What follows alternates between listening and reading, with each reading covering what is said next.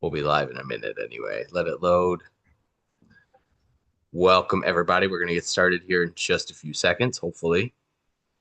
Yep, there we are. We are live on YouTube. Welcome in, everybody. Episode 38. Can you believe it, Max? 38. You say that at 37. You said that at 36. I probably said it at 15. You said it at 2 as well. Can you believe we made it to episode 2? How? Okay. I'm just going to Okay. print out labels real quick while you. Okay. And I've an honest question for you to ponder for a minute. Mhm. How many episodes do you think we'll make it to? You think we'll make it to 100? I To would like to. 200? I would like to easily get to 100. See what. Okay.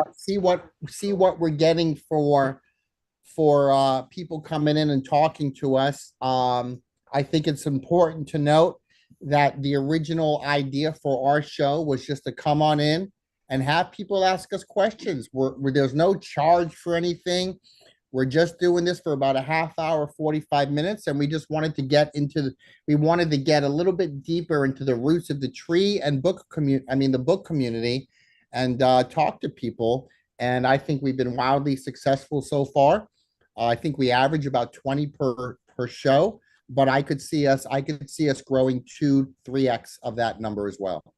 Yeah, this was Max's idea because we just enjoy talking about books so much and answering questions about books. So yeah, this was all on Max. This was his brilliant idea. My only wish is that for everybody who comes into the chat, that they tell us, even if they don't want to tell us their name, tell us where you're from. I Yeah. like to know where we're reaching. I mean, I want to know cities and states. I know, but then you say, "Oh, where are you from?" Pickle Puss. Pickle Puss is a one-outer, and you always say, "Oh, where are you from?" Pickle Puss. Oh, what's your name? What do you do? So you always dive deeper. If they do throw their name out there, then you always have to ask more questions, and sometimes people don't want that. Okay. That was my wish. That's all. That was my wish. Okay, we already have two chats. Tammy F says, "Hey guys," and Melinda D says, "Hi." Okay, Ken. I'm gonna quiz you right now. Okay. Okay, this is a quiz, and I know you're so bad at this. I'm picking on you I right don't off. know anyone's name. No. Tammy Is is that SC? is a paper golder and Okay. whatnotter. Yeah, I know. What is her name on whatnot? SC underscore books and what's the rest of it? SC underscore books and more or books and I'm so proud of you because yeah, you never yeah. did you make a cheat sheet when I wasn't looking? No. I just know that's Tammy. All I right, didn't know it Tammy. was Look at Tammy that, F, Tammy. Look but at I knew it was that. Tammy. So very cool. What do you want to talk about today? I have a couple big projects coming up. Yeah, I think number one, we should talk about that 2,000 pound pallet that's sitting outside your store. It's only 600, 1,600 pounds. Okay. Because Bryce is here in the background. He can't wait to hear about that. Right. 32 medium-sized boxes, not a big deal. Uh, Rest up before the day before they arrive because some of them are kind of heavy. Bryce had it easy the other day. We had a small pallet come in of about 8 or 9 boxes. And Okay. that's a very easy one. I haven't told him the next one is 32 boxes, but he may be gone to Greece before that happens. Yeah. Hopefully it gets to you. It's gonna getting picked up at my place tomorrow, so hopefully it Okay. gets to you early next week. Mhm. And I think we should also doubly note that we talked about freight on Paper Gold about a week ago. We had my freight shipper come on in and be a guest speaker and talk about how people can ship pallets and gaylords of books and actually how easy it is. And things to look out for, of course, but how easy it really is. And the beauty I find of the Paper Gold group is just the sheer networking that goes on within the group. I mean, you and I met because of my YouTube channel, and then we formed not only a friendship but a great business bond. You and I probably do business together every week in some form or another. And we've sent pallets back and forth. I know that I sent you a pallet of comic books, probably about Yep. Yeah. nine or 10 long boxes on a pallet at one time for you.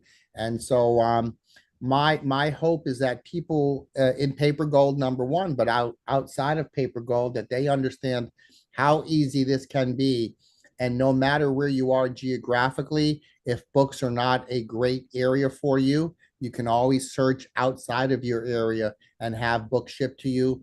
I just had that pallet shipped to me from Northern California, and I pulled out one book from that Northern California pallet, and one book is going to pay for all of the shipping, and that one book is also going to put me in the profit right off the bat for one book. Yeah, people really don't realize how like reasonably priced it is. I mean, it's a 1,600 pound pallet, so it's unbelievably heavy. It'd be pretty unrealistic to mail 32 boxes. And one of the things you talked about on Thursday is if you mail 32 boxes, well, a couple of them are probably going to get damaged or lost or majorly delayed or something. If So you it do can it be an issue. individually, yes, yep. Just Yep. like you said, you mailed a very expensive Easton set press. Was it in 5 or 6 boxes? It was five boxes, and four showed up, and one took 3 weeks to get there. You mailed a media mail, and now rethinking it, a pallet would have probably cost what? Very similar. That would have cost me $200 all in. It would have been the same as shipping them Yeah. individually. Yep. Yep. And in some cases, it's definitely going to save you some money. Yeah. And actually, I'm working on a deal right now. I just emailed Jason a little bit ago with some dimensions and weights and everything, because there was a gentleman that was going to come from New York to pick up about 10 or 11 big heavy boxes of stuff, and he can't make the trip now. So I told him, like, hey, let's just ship you a pallet. I'll get you a quote. It's 600 pounds worth of books. So I think I don't know what exactly it's going to cost. And it does make a difference if you're shipping from California to New York, but I'm in the middle of the country, so that helps. There's nothing too crazy no matter where I end up shipping. But by the time he drives here to pick that stuff up, it'd be a heck of a lot cheaper just to ship it and save yourself a couple days of driving. Yeah. So yeah, I mean, that's one thing I would definitely wanted to talk about today. Just reviewing that because we're going to review it in Paper Gold on Thursday. Um, but I just, it's so important to me that our Paper Gold is we have 136 members worldwide, and all the ones in the United States are all there. I mean, we're from California to Washington State, we're to Maine. I mean, South Florida. We're all over the place. And when you step back and you really get into the Discord and you see all the networking that's going on, I mean, we have paper golders crisscrossing on deals literally every day, literally every day. Actually, one of the craziest freight ones was that collection I got from Indiana Oh, last summer. 10 unbelievably heavy pallets. I think they weighed anywhere from like 800 up to 1,500 pounds. mhm. 10 pallets from Indiana, which would have been about a 9 hour drive. So I don't know, 700 miles. Right. Only cost me $1,000, $100 per pallet to get them from Indiana to central Wisconsin. Insane. Like a U-Haul would have cost me, a U-Haul and gas would have cost me much more than that. So In our in yeah. our chat, Melinda Dean says we have her name wrong. We know that it's Mountain View Books, but Yep, Melinda. yep, I knew that. Melinda, of course. I'm not going to keep quizzing them, Melinda. And Grayson says hello. We all know Grayson in the chat. He's been a Pick Our Brains watcher for quite a while. And But a paper. we got to get Grayson on camera as a guest on the show. Okay. I'm Go for throwing it. the gauntlet down on Grayson Yeah. right now. Yep. Yep. We have speaking of guests, I'm working on getting us a guest, and we do have a guest confirmed for August 11th. You So want to say 3 who it weeks is? from I now. think you should say who it Yeah, is. yeah, it is Eric Poppenfuse from Midtown Scholar in somewhere in Pennsylvania. I forget the city. Somewhere in Pennsylvania, he has a bookstore. He's very experienced. Great bookseller. Great bookseller. Yeah, With- you all can go check out his YouTube, Midtown Scholar Books. Very cool YouTube channel, and he's going to be coming in here in a couple weeks. And just a little note, we will not be having a Pick Our Brains probably the next 2 weeks because I am going to possibly be helping empty out a couple bookstores. So Never say never, though. We'll see. We'll see. they're pretty much confirmed, but you never know. Plans fall through, things get rearranged, things change. But tomorrow I'm going to look at a book collection. A couple came in from an hour and a half away and brought in some books. It's kind of a weird situation. They were the nieces and they've been storing them for like 25 years. So now they're ready to get rid of them. And can I show off the highlight of what I got yesterday? Of course. This is a autograph book. Unfortunately, the front cover is detached, but it is an autograph from Yale University, 1854. There's the name of the owner, Charles H. Barrett, who graduated in 1854 from Yale University. I'm not going to open it up because it's kind of fragile, We're gonna but it start has bidding right now at $1. All right, Melinda, put the it. first bid in. It's Go. I will say it has portraits of about 20 faculty and like the president of Yale. And then opposite the portrait, well, and then over 120 different students there's portraits of.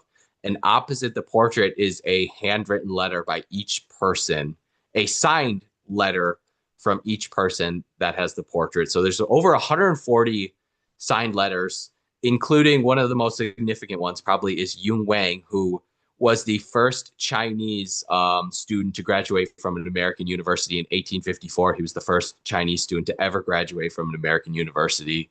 And he kind of has a cool background and was a somewhat significant person in history. There's a Wikipedia page about him. So I told someone else in the trade about this book, and they have some connections to Yale University and the library.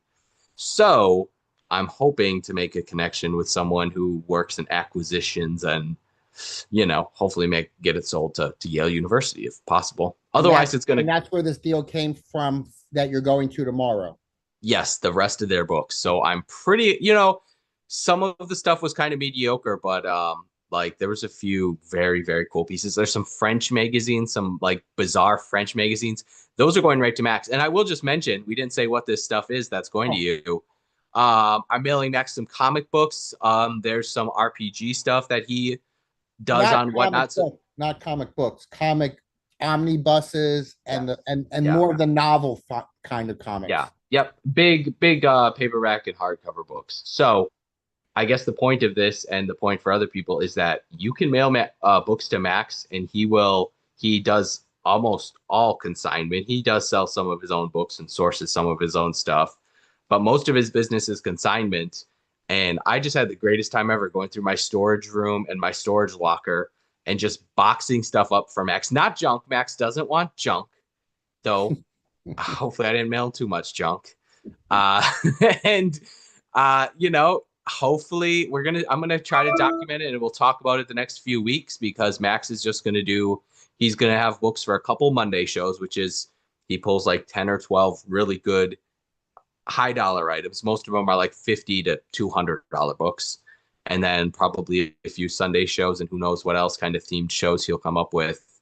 And he'll just mail me a check in a couple months.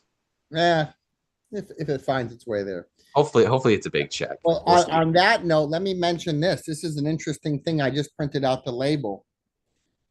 There's this giant misconception with people who sell on Amazon that you have to scan barcodes all the time. Scan, scan, scan, scan. Yeah. Well, I sold this one Okay. non-barcode, Ex-library, right? ex-library, non-barcode, and that sold for $35. And it was a consignment from Connecticut. But Okay. I just want, there's this big giant misconception out there that Amazon only wants barcode books, and it is so grossly untrue. And more people need to know about it, that Amazon is both the same types of books that eBay is. It may not, there are definitely eBay type books and Amazon type books, but checking the statistical information on Amazon can yield you profits oftentimes. Yeah, I think the Amazon crowd loves Amazon because you don't really need to know anything about books. You just scan, scan, scan. As long as you can read the Amazon chart and understand the data a little bit, you don't need to know anything about titles or authors or anything. And it does take, it takes years and years and years of selling books before you can go into a bookstore or an estate sale and just be like, okay, yep, got to check that one, check that one, check that one. There's never it's never practical to look up every book at an estate sale. You really have to use your instincts, and your barcode scanner. I think people who do Amazon and solely Amazon, I think they hurt themselves. Yeah. Yep.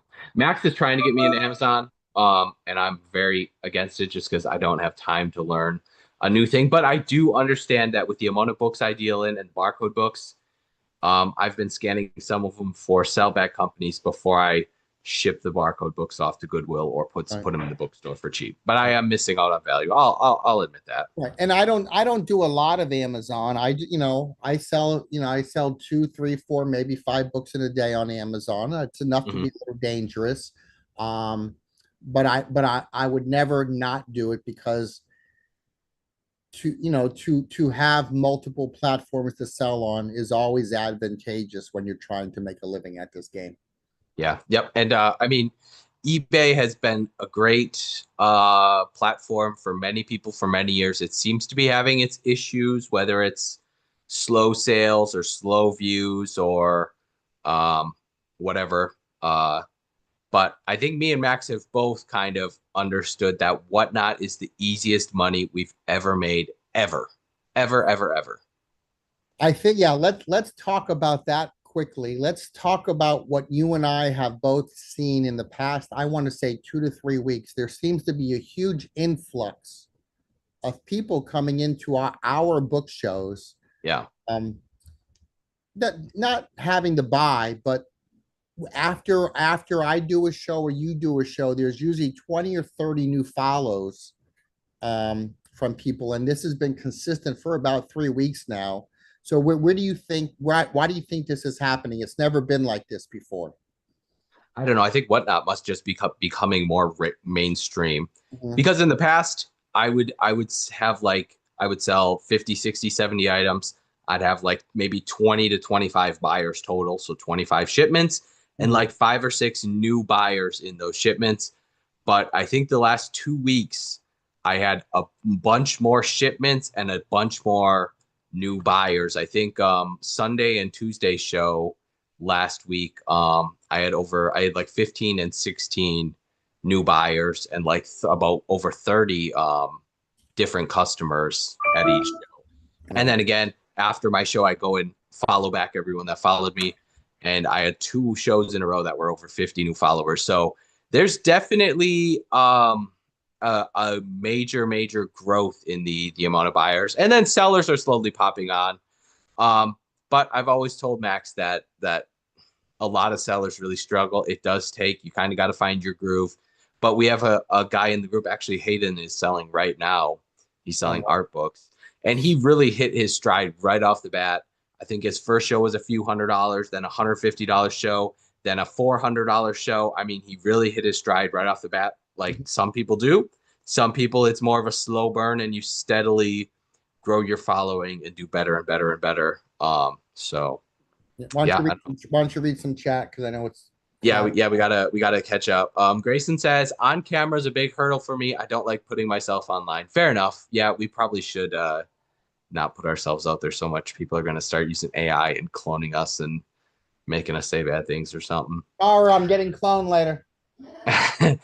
Grayson says you'll see his hands when he does the Whatnot show for newspapers. Though, Grayson, did you schedule your show Yeah, yet? when is that? He keeps Grayson's talking about it. Grayson's going to be doing an awesome antique newspaper show. I think newspapers dating back to the 1700s and early and mid 1800s. Killer, killer stuff. Grayson says that's a cool find, referring to my Yale yearbook type thing, autograph book. We got a question from Data Productions Media. How many years did it take you both to where you feel like an expert in being able to source just with Ooh, your great eyes? question. Wow, that's Great interesting. question. I'll answer first because I have a really interesting story. Okay. I was doing this for years before I was even a seller. I would just have fun going to thrift stores and garage sales, identifying valuable books, and just I would buy them for $1 or four for $1 at a thrift store back in the day, and I would just hold on to them. I never thought about it being a business because I was teaching, I was coaching, and that seemed to be my career path. But I've been doing it. I was doing it for the past 15 years, probably maybe 20 years, where I would randomly just drive by a thrift store or garage sale, stop, find a 25, 50, $100 book, buy it for $1, and just put it on my shelf as a weird little collection of great finds. And it wasn't until years and years later that it dawned on me, hey, maybe you should start selling. And then, of course, the whole world changed for me. It all shifted. But I've been doing it for many years. And how long did it take? I think if you actively look for books for a couple years and you actively source books for a couple years, I think you could be doing it within 2 years. Um, but Kent, you'll probably agree with me. We don't stop learning. We always find things that Yeah. we don't- we Yeah. you know, we always keep learning. I always find things that I've never found before that are valuable. Yeah, I think I like your answer. A couple years seems to be reasonable. And again, you're still going to learn things 10 and 15 and 20 years into the business. And Art Turner probably already has an eye for, Oh, okay, if he God, sees yeah. art books or sports books or certain things that he's starting to really know about, he can go those categories. And you know what? You still go into an estate sale and you're kind of limited on time. You're not going to look up every book. So you have to be like, okay, let's look up anything that looks a little Mhm. older or anything that's really clean condition or an interesting author or an interesting topic. That's kind of where you start out. And that's still where me and you do if we're out um, sourcing. We're still going to go through the most interesting topics right away. Those are the books we're going to look at first and maybe look up. And you still you'll look up 50 books at an estate sale and a bunch of them are duds, so you're not going to buy them. And then there's some that are going to surprise you. And there's some that you're going to pass up that don't look like anything and you're going to miss out on a $50 book.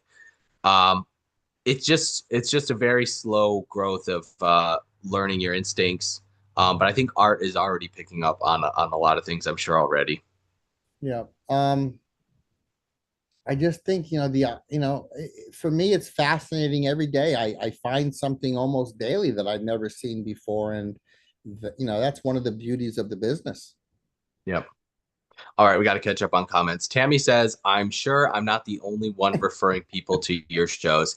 Well, thank you, Tammy. And I think me and Max are probably halfway well known in the antique collectible book side of whatnot. But I guarantee you there's hundreds and hundreds of people in the romance crowd that have no idea who we are. And we don't really know who the romance sellers and buyers are either. So I think there's still so much more opportunity to find new people for sure. And sometimes like I'll go to an ephemera show because I think those people would like my books and my kind of stuff as What do well. I, what do I keep saying to you? I say, wait for what? What do I keep saying to you? International. Wait till it Wait, goes wait till it international. goes international. Yeah, yeah. I've had one customer from Canada. I think I've had one from South America and one from Singapore. So it is I mean, what? Little by little. Yep, little by little. Agreed. State of Survival. I don't know who is State of Survival. New Maybe new they'll tell us. commenter. Maybe they'll tell New us. commenter right here. State of Survival. Hey guys, have you ever owned an unregistered book? No USTC. Does that know something copyright? Um, I'm not 100% sure what that means. Not an unregistered book. This might be a government spy. Uh-oh.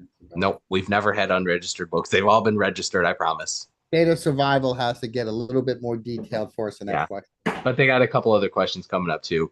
Melinda, Mountain View Book says, did you pay for promotions at the beginning of Whatnot to get viewers? Yeah. I did. I tried it twice. You can set your ad rate, whether 5, 10, $20, whatever. In the book category, you don't need to. Even on a busy night, there's 20 to 30 shows. So it's not like you're in the clothing or Pokemon one where there's hundreds and hundreds of shows and people have to scroll forever to find you and you got to be the top couple. I don't think it's worth in the book category to pay for promoted to get you on the top of the book You know list. what though, Ken? I think people think that that's how to get the audience. And although you and I sell two different types of subject matters, most often, not all time, Yeah. I think people don't realize what we do similar is actually what makes it work for both of us. And we're going to talk about this on Thursday, but we both start our books at $1, Yep. no matter what it is. And you and I keep harking to people. This is what you have to do. You might get hit a couple times with low dollar sales, but if you continue to start books, good books at $1, Yeah. this Yep. is what's going to bring the audience in. And even though we say this time and time again, it takes people so long to get to that point of being able to feel comfortable about it. And you and I we don't even look back anymore. We don't even look back. Yeah. Hayden, I think for Saturday's raid train, is going to be doing Easton Press books starting at $1. Guaranteed he's going to get a huge crowd in there. And anyone that starts books cheaply, whether it's occult books or Easton Press Franklin Library, or there's a few other categories of stuff. If you list good books at $1, I think it's almost guaranteed you're going to get 20 plus people watching within a matter of 5 or 10 minutes, I think. I think Tammy just went live on Whatnot. Oh, right. Grayson says, I'm 100% gonna do Whatnot, but sort of doing research still, checking Whatnot here and there, seeing what there are for more viewers, different show styles, etc. What does that mean? Grayson's going to have paralysis by analysis on this. And that's tough because I assume he's looking in the ephemera category. Well, it could be ephemera or books, I suppose. I would put it in the books. Grayson, category. Just make a show and let's do it. Stop. Yeah, Grayson, I think schedule a show for a few weeks out from now, load up a few items, share it with people that buy stuff from me and Max. That's where you need to start. Just schedule a show a few weeks out, list a few really cool items, and then share it with some of Max and my buyers during our antique book sales. And you'll probably get some pre-bids and get things rolling, and it's going to be all right. And I'll tell you what, Grayson, if you want some advice, Jay Fed, who's in the group, he's going to be doing his first book show, and he already has crazy pre-bids. It's JFed_antique books, I think is his name. Go check him out. He's doing his first show Wednesday night this week. And again, he was in a similar position of, doing the research and figuring out what to do. And I said, hey, schedule a show, load some cool stuff. And I think his show is already getting pre-bids. It's definitely going to be successful. Right. And he's brand new to it. He's jumping into the deep end. And this is, you can beat around the bush all you want about it, but you're going to have to do it sooner or later. And there are people who do start books at $5, $10, $20, $40. Yeah. And they may sell a few, but if you really want to sell a lot and make more money, we're giving you the blueprint. We're giving you the blueprint. And I'm not opposed to, like Max's Monday show, everything is valuable. He could start them all at $5 or $10, and I think that'd be fine. But like Max said, there's people that say, okay, I'm going to start this book at $5, this one at $20, this one at $50, this one at $150, kind of like in line with retail price, maybe slightly off of what they think retail price is. That's a horrible idea, but a lot of people in the antiquarian side of Whatnot do that. I'm not opposed to just doing straight $3 start prices on everything, just because then selling a book for $1 sucks, but it's a great marketing ploy that everyone thinks they're going to get a deal, and occasionally people get great deals on us, but a lot of times we do pretty good on average. But we're also selling volume. We're also doing volume, and that helps with the end of the day numbers. Yep, we're not storing stuff. We're not spending time listing it on eBay and storing it for 3 years before it sells. Okay, we got to catch up on questions. M. Donnelly, great question. We have 21 viewers, Max. Can you believe that? That might be, we're getting close to a record. We need a few more to break our record, I think. You want me to call Guinness? Yeah, yep, get Guinness in here. We're breaking records on our stream with 21 viewers simultaneously. All right, M. Donnelly, what are your feelings on paperback books? Do you ever see that market taking off? Vintage paper books, for example. I'm going to let you begin that one. Okay, my thoughts are paperbacks, whether it's like good pulp, detective mystery fiction, horror, and sci-fi are I think have only been skyrocketing. Good vintage horror, sci-fi mysteries, detective mystery stuff. I think because of the cover art, a lot of people don't have $300 for a first edition hardcover and a dust jacket, so they collect paperbacks. I think the high end of that market is doing amazingly well, as good as it's ever done. The mid and low end, probably, the stuff that you can find 20 copies of online is kind of dog crap. But the high end, the rare stuff, the great condition, has to be perfect condition or as good as possible, is probably setting records right now. I mean, look, if that's your thing, you said horror, there's a big thrust of books on on witches, romance with witches, romance with vampires. Those paperbacks will always do well. Any book, any paperback with movie tie-ins is always something to look out for. And although Kent says pulps, which are 20s, 30s, 40s, 50s, you can still do well with books in sci-fi and fantasy in the 60s, 70s, 80s, and Yeah. 90s. Yep. So, cover art is a big thing, of course. And then the great sci-fi writers, Bradbury, Heinlein, Mhm. Asimov. They, Yeah. the staples of the sci-fi sellers will always do well.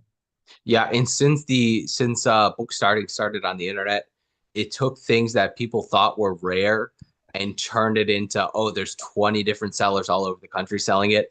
And maybe probably took a $50 book and turned it into a $5 or $10 book. Right. But the truly rare and good condition stuff, I think, is probably setting records as far as value. But Yeah. the average stuff is, yeah, the average stuff is probably tanked. We should say this. It is a great time to be a bookseller. And you and I have been saying this for over a year now. We've been saying this for over a year.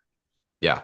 Yep. It's, if you talk to someone that's been in the business for 30 or 40 years, they might not think so. But for us people that are doing some kind of unique things, we're not asking $300 for a first edition Whittier or Tennyson or Longfellow that there's 300, not 300, but there's 20 copies of online. Those people are probably really struggling and feeling bad.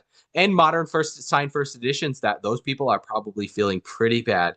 They made insane amounts of money in the 80s, 90s, early 2000s, and then the internet killed those markets because that stuff is no longer rare at all. Yeah. And you know what would be a great video, Kent? We should ask my friend Steve Eisenstein to come into one of our shows, Mhm. and we should film him as we're being filmed. We should film him watching Whatnot book sales.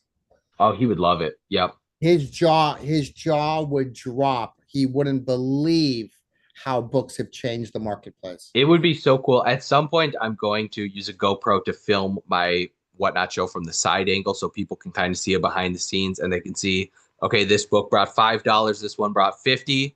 I'm gonna film a side view just so people can, a lot of people probably still have never seen a Whatnot show, except for our crowd. Our crowd loves Whatnot. But there's probably plenty of people that have never seen it and they don't know that, like, you sold a magic book today on Whatnot for $95 or something, a French magic book for $95. So yeah. And Anything and else? Kent doesn't know this yet, but Kent and I and our friend Jesse, we're going to be doing 24 hours on Whatnot. Yeah. Yep. Coming up shortly. Yeah. Uh, yeah. No comment. Survive. A State of Survival says, I'm at the collection stage. Never reached critical limit yet. When I do, I'll start selling. Yep. Yeah. That's how almost everyone gets started in selling, is they just collect and then they decide, I don't really need 2 copies of this book, or I don't really have any interest in this kind of subject anymore. And then they just start selling, and before they know it, they're sourcing to sell and uh, making money, hopefully. State of Survival also said, do you ever buy and sell books that are in other languages? I'm asking because I'm not sure people will buy a lot of Latin, French, Italian, etc. Great question. Do you want to start with that one? Well, I just, off the top of my head, I know that Art Turner, Rare Books USA, does very good with foreign language books. I mailed him some books that were in Arabic and Pakistani language, and he Mhm. did very well with them. The one thing about eBay is you have a global audience. And so as long as you use Google Lens to find out what Yeah. the book title is, you can treat it like any other book and list it, and you're going to sell some. You're definitely going to sell some, and you're going to sell some to countries you never thought you could sell books to. Yeah, I still stay away from foreign language books just because they're difficult to figure out topics and stuff like that. But like you said, you can use Google Translate or Google Lens, and it'll find you exactly what that book is about and different information on it. Um, but for that reason, for so many of us booksellers that stay away from foreign language books, there's a huge market that's not being fulfilled. Mhm. So if you're willing to list foreign language books and most other dealers aren't, you're filling that need and probably going to sell a lot of that stuff. Globally, Yep. globally. Yep. Yeah. So it is smart to get into foreign language books. I try to stay away just because there's a more potential buyers for English books, but it's also a time issue. It does take a little bit longer. Yep. Longer to List them. list, longer to research. But the market is there for the taking. I can tell you that.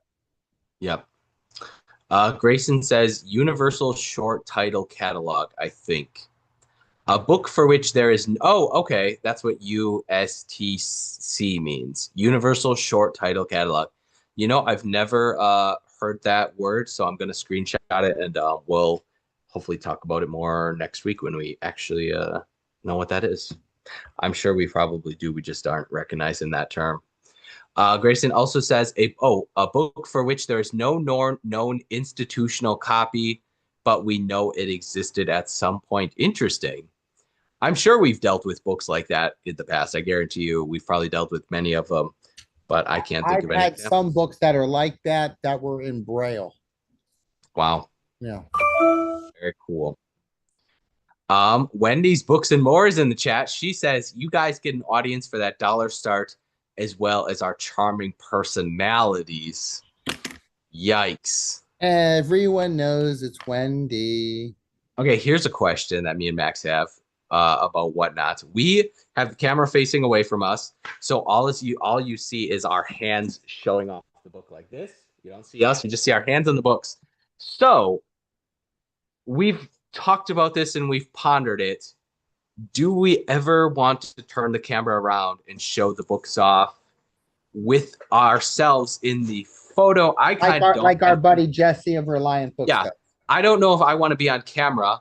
And those people sometimes see. I was thinking if you're showing off a book while you're on camera like this, it's a major pain in the butt. But there's people that do it and they have a second camera that's pointing down, so they're on camera like this, and there's another camera pointing down to show off the book, which would make it easier. But me and Max aren't exactly. But Wendy has said about our personalities. Oh, yeah. What Wendy is really saying is it's our personalities and that we have a face for radio. Oh, yes, I agree. I don't want to be on camera, especially if I got a double chin. You know, if I'm looking down at a book the whole time, no thanks. But I think also part of it, more than the personality, is our knowledge of books and the way we talk about books and describe them and tell people why a book is interesting or valuable or why they should buy it, right? All right, we got to tie it up because I got some things. Great. Yep. Max needs to go swimming. No, he has had a very busy day. He only called me once today, so he had a busy day apparently. All right, let's wrap up these questions. RFC says, where do y'all get shipping boxes from? Well, I get a few different sizes at Walmart. Though I am gonna try. They're like 83 cents to $1. I don't know if I could find them cheaper online, but for now, Walmart, they got a few different great options, but I do want a few slightly different options. Hello, lady in the background. Hello. Okay, two more. What about you, Max? Where do you get your boxes? Staples, and I just found the supplier on Amazon that I like that charges just about $1.05 per box, which is cheaper for me than Staples. And so in my what I call the eBay room, I have about 500 boxes right now, still in plastic. So is that your new lister, by the way? That is Cara. Yeah, she's handling the Guinness memorabilia collection. I'll let her say hi. You want to say hi to everybody? Yeah. Hi, Cara. Hi, everyone. Do you watch our Pick Our Brains YouTube show? Sure he stays in line. Good. Do you watch our YouTube show every week? No, I think I've seen it once. Okay. No. I've seen Whatnot. Yeah. Okay. YouTube. Okay. Okay. So now I have seen it because I'm seeing it right now. Awesome. Well, get out here and go work. Go make some money. Questions. Okay. Yeah, we're almost done. We got two more questions. Okay. State of Survival. Interesting question. Which books don't sell at all? What you view as junk is going to be junk. That's all. That's all. I would say common books. A lot of modern fiction, probably. Anything that's old and looks nice or is an interesting topic is going to sell. Yeah, interesting question. And then last question of the show. What is the oldest book you found? What's the oldest book you've ever found? I sold one on Whatnot about a year ago. It was like 1710. Okay. I don't know if that was the oldest, but that's the one I remember. It was 1710 or 1711, and I sold it on Whatnot. I'm sure I'm sure I have seen you sell some books from the 1600s on Whatnot too in the last several months. The oldest book I've ever found, I think, was from. I know I have a Plato book in. I think it's in Greek, from 1593. I think so. That's kind of cool. It's in the safe. All right. I think that's going to be it for the show. Oh, Junkman is coming in at the last second. I resemble that remark. Thank you. I think Junkman's late today. Yep. Junkman, it's 5:11. Max, great show. I really enjoyed it. Thank you everyone for commenting. We won't see you the next 2 weeks. Maybe I'll try to do some kind of weird pop-up live. Maybe we can just say hi for 10 minutes. Yeah, I probably won't have internet, but we'll try to make something work. But otherwise, we'll see you in 3 weeks with a great guest speaker.